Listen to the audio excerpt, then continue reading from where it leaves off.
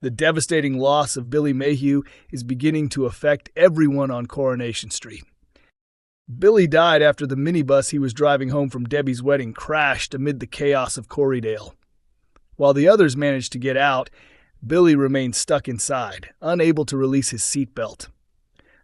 As flames erupted and the vehicle teetered on the brink of explosion, Theo Silverton went back inside just as Billy freed himself from the belt. Acting on a sudden cruel impulse, Theo saw the moment as his opportunity to eliminate the man he resented for being so close to Todd.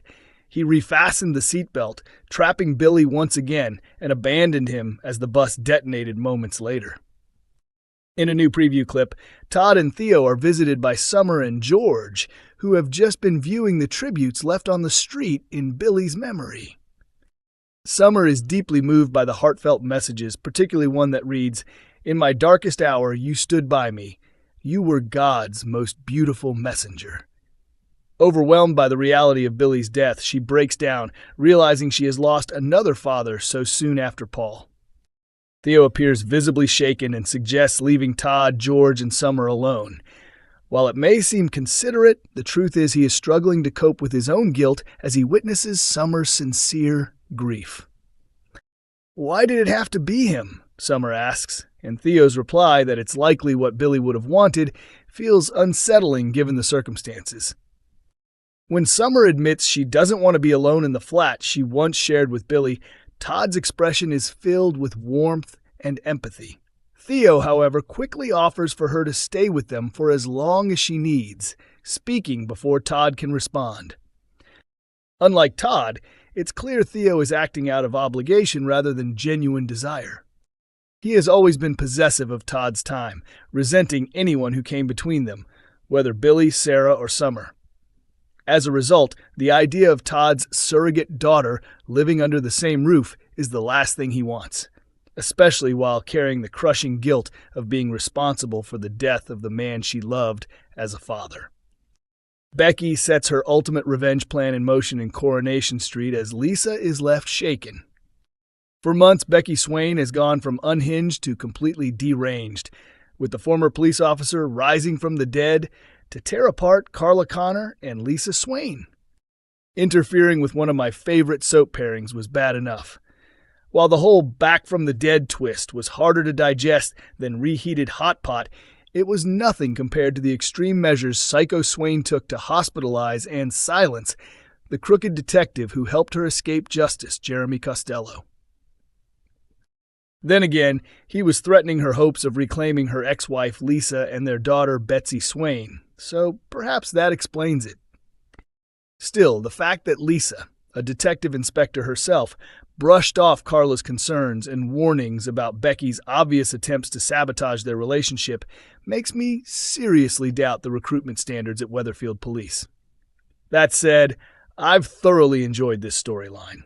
Screaming in exasperation as Becky finally succeeded in splitting up Swarla is exactly how I like to spend a Friday night. However, when she abducted Carla and shut her away in that cupboard like a forgotten kitchen appliance, it felt like a clear sign that the obsessive saga of Becky Swain had reached its final chapter. Corriedale seemed like the turning point. After Kit Green eventually rescued Carla from that cursed airing cupboard, they jumped into a car to stop Becky escaping abroad with Lisa and Betsy. But when Lisa answered a call from Carla, the distraction caused Becky to lose control and crash the vehicle. Across the country, viewers held their breath. Surely no one could remain this unhinged for so long and survive? Surely this was punishment from the soap gods for destroying Swarla? Surely this was the end of the Swain menace? It wasn't. Becky survives, ready to plot again. In the shocking aftermath of the crash, upcoming scenes see Lisa confronted with the truth every soap fan already knew, that her ex-wife is basically a bargain bin version of Glenn Close in Fatal Attraction.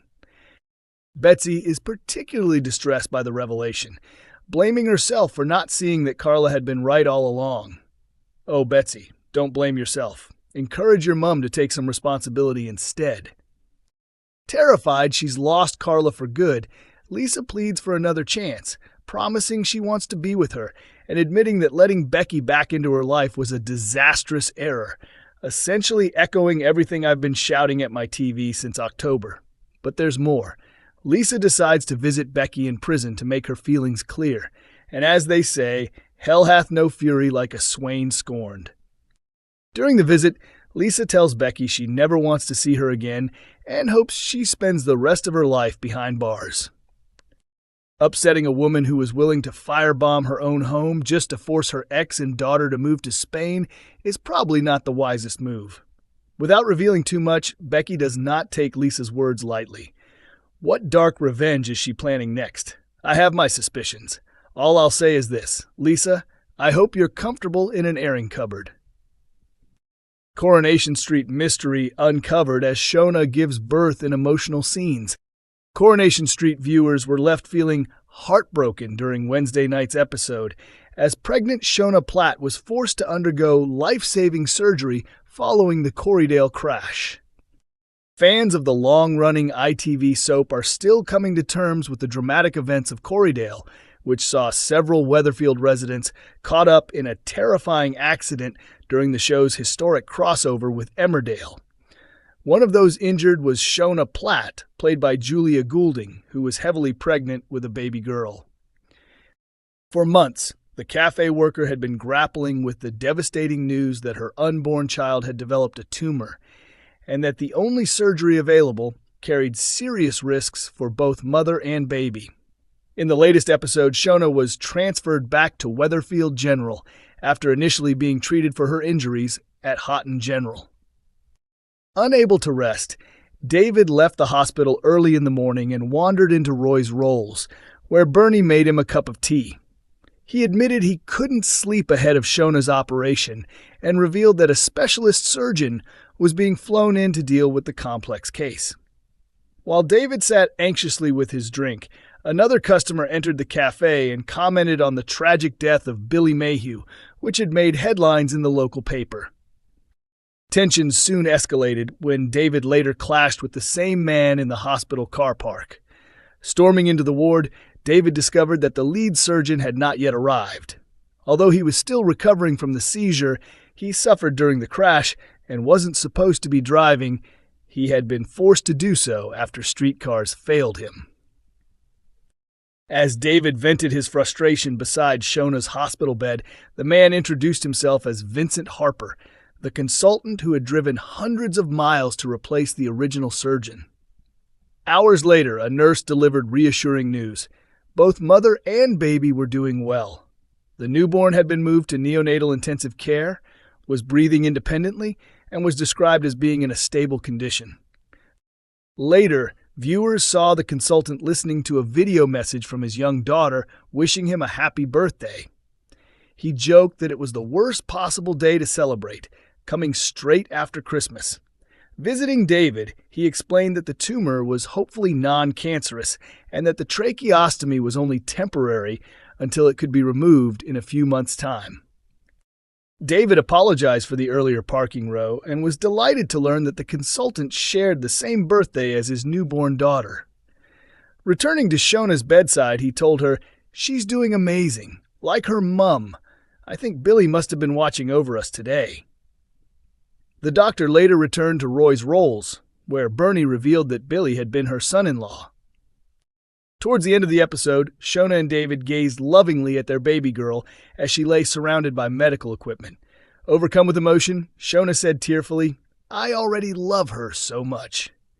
The conversation then turned to choosing a name, and David suggested Harper in honor of the surgeon, a choice they both happily agreed upon. However, another twist followed. During the Corriedale crossover, viewers had seen a mysterious woman named Jody, who was spotted watching Shona at Houghton General and later made her way to Weatherfield. While Shona was in surgery, the woman was shown sniffing Shona's clothes, and in the closing moments of the episode, she stared through the hospital window at the reunited family. When asked if she was a proud mum, Jody replied, "No, proud auntie," seemingly revealing herself to be Shona's sister. Fans flooded social media with reactions to the emotional episode. One viewer wrote, "Love David tonight. He was so mature and positive, supporting Shona, and the scenes with baby Harper were beautiful. Another commented, "What a powerful episode. David and Shona were wonderful. Heartbreaking for Bernie, too." Others began speculating about Jodi's identity. One fan asked whether the woman shared the same tattoo as Shona, while another said they believed she must be Shona's sister due to how closely she resembled Julia Goulding. Another added, "Is Jodi really Shona's sister? She reminds me so much of her. And why do they both have the same Tree of Life tattoo? So glad Shona and the baby are doing as well as possible." Coronation Street airs on Mondays, Wednesdays, and Fridays at 8 p.m. on ITV1 and is available to stream on ITVX and YouTube.